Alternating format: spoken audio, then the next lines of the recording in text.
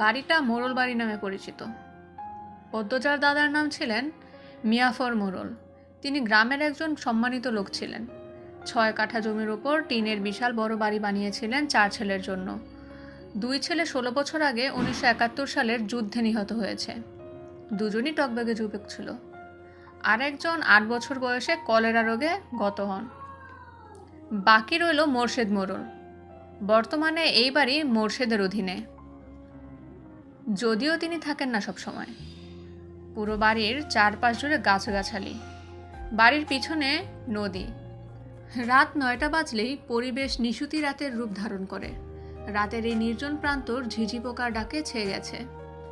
ঝিঝি পোকার সাথে পদ্মজার ভাঙা কান্না মিলেমিশে ভৌতিক পরিবেশের সৃষ্টি করেছে। মনে হচ্ছে কোনো প্রেতাত্মা তার ইহকালের না পাওয়া কোনো বস্তুর শোকে এমন মরাসুর ধরেছে।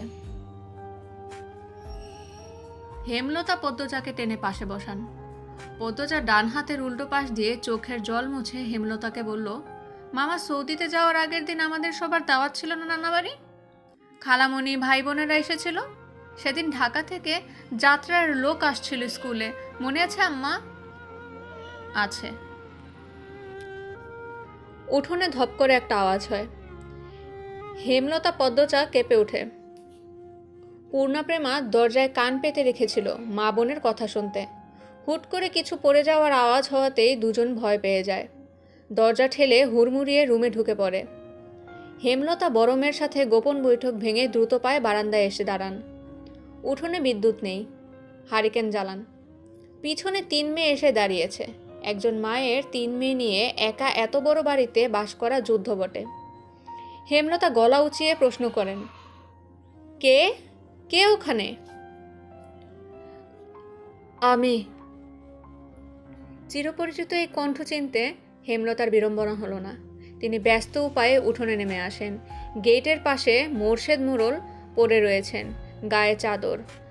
হাঁপড়ের মতো বুক ওঠানামা করছে তার, যেন দম ফুরিয়ে যাচ্ছে। হেমলতা 2 হাতে মোর্শেদকে আঁকড়ে ধরলেন। পদ্মজা পূর্ণা দৌড়ে আসে। মোর্শেদের এমফাইসিমা রোগ আছে। এ রোগে অল্প চলাফেরাতেই শ্বাস টানের উপক্রম হয় এবং দম ফুরিয়ে যায়।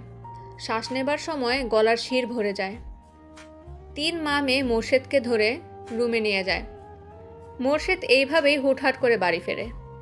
কখনো কাকডাকা ভোরে, কখনো নিশুতি রাতে, বা কখনো কাঠফাটা রোদে। মোর্শেদ মোড়লের এমফাইসিমা রোগটা ধরা পড়ে 7 বছর আগে। মোর্শেদের অ্যাজমা ছিল, আবার ধূমপানে